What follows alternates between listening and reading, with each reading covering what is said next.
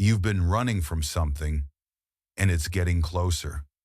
You keep repeating it, even though you swore you wouldn't. This version of you isn't who you meant to become. There's a kind of man who walks through life thinking he's untouchable. He dismisses feedback, dodges growth, and numbs himself with noise. What he doesn't realize is he's become a parody of himself. A fool in the quietest sense, blind not by circumstance, but by choice. You may not think you're that man. Most don't. But that's exactly what makes it so dangerous. Because ignorance doesn't always shout.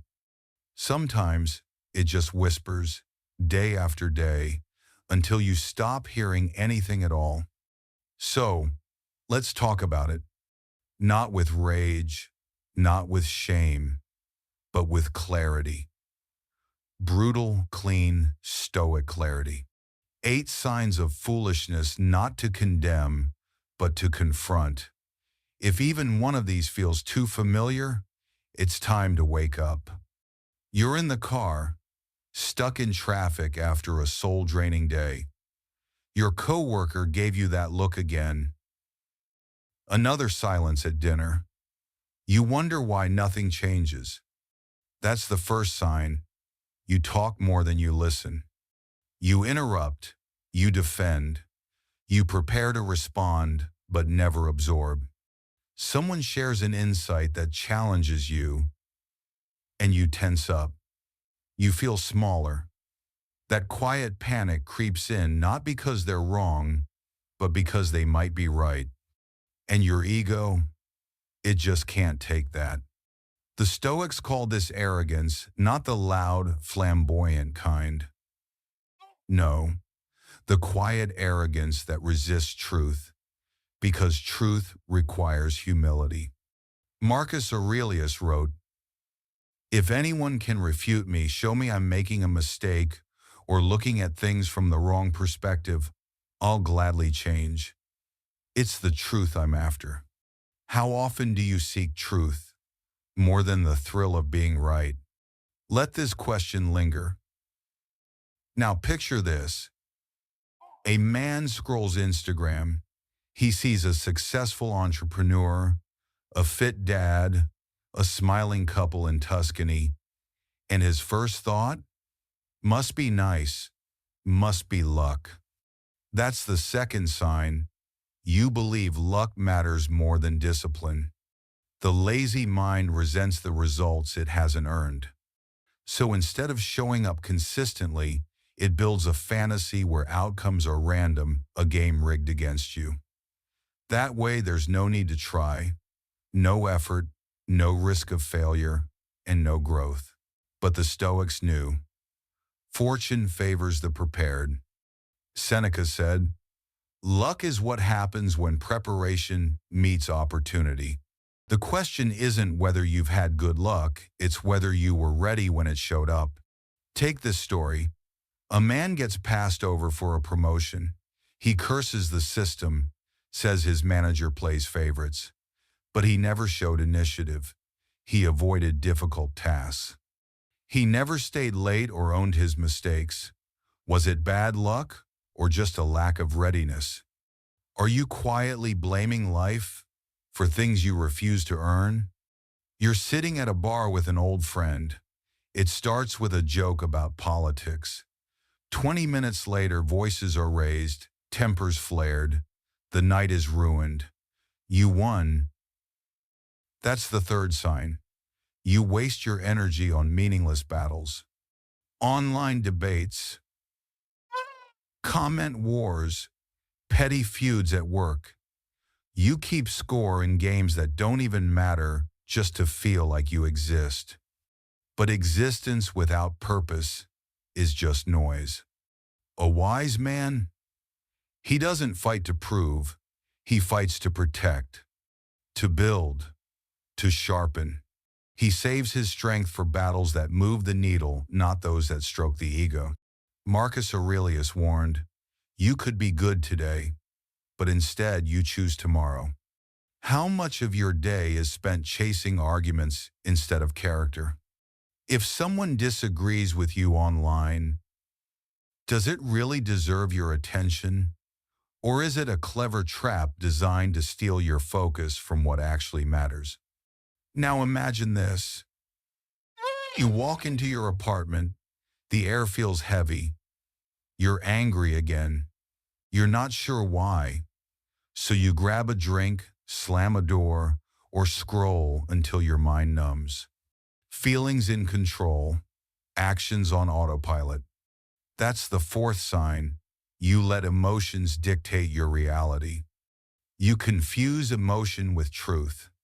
You feel sad, so life must be hopeless. You feel attacked, so they must be wrong. You feel tired, so quitting seems wise. But Stoicism teaches that emotions are waves. You are not the wave, you are the surfer. Epictetus said, "It's not what happens to you, but how you react to it that matters." Emotions are signals, not instructions. So pause, breathe, respond. Picture yourself standing in line at the grocery store. Someone cuts in. You feel heat rise. Every instinct says react. But what if you paused and let it go? Who would you be then? Share your experience in the comments. Have you ever chosen silence over reaction? What did it change? You've been here before. Same mistake. Same regret. Same, "I'll do better next time." But you never really look back.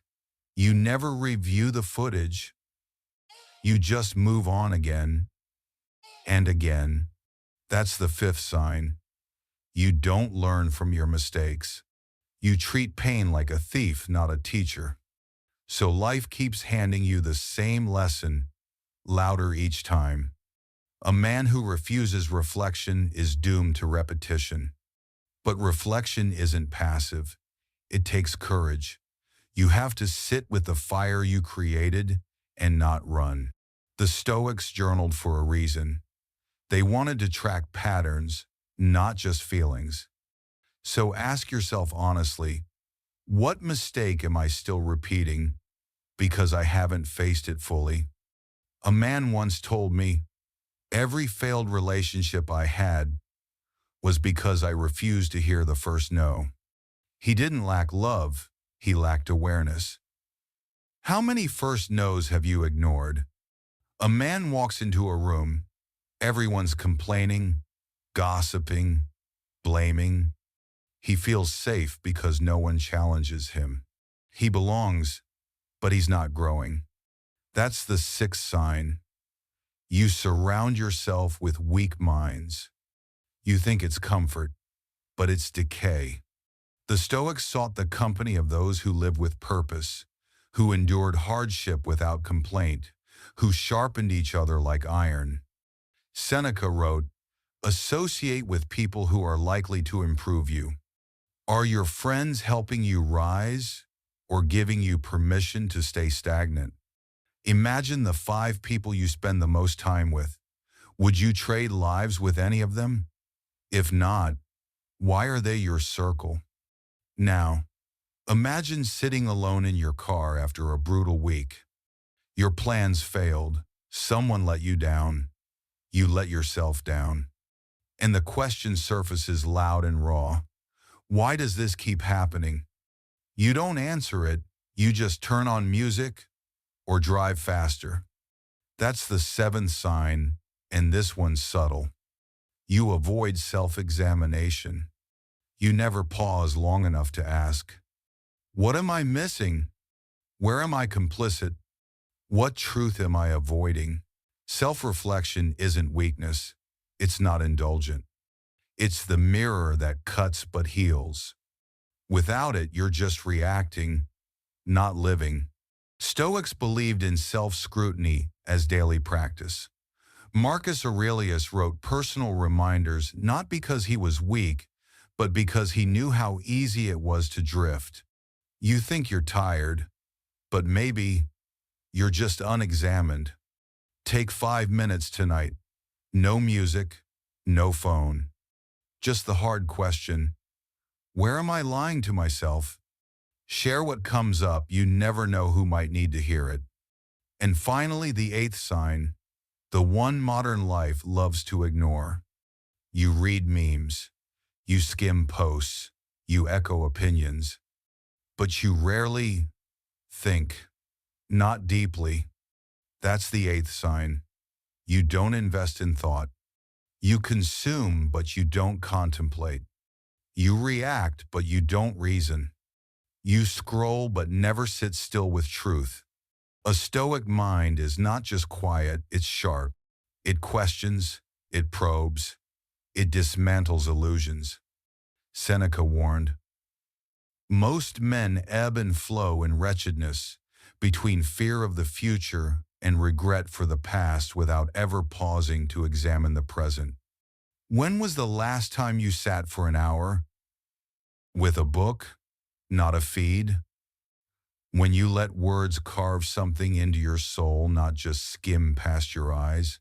If you want to stand out in a world of noise, learn to think in silence.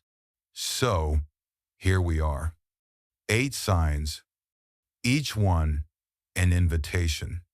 Not to shame, not to perform, but to return to yourself. You don't need to change overnight. You don't need to be perfect, but you do need to choose. Silence the noise or become it. You've seen the signs. Now what will you do about it? If this made you pause, even for a moment, hit like, subscribe, not for me, for you. Because awareness is only the first step. Living it, that's the work. And if any part of this resonated, share your experience in the comments. Tell us, what's the one habit you're ready to outgrow? We'll see you in the next one.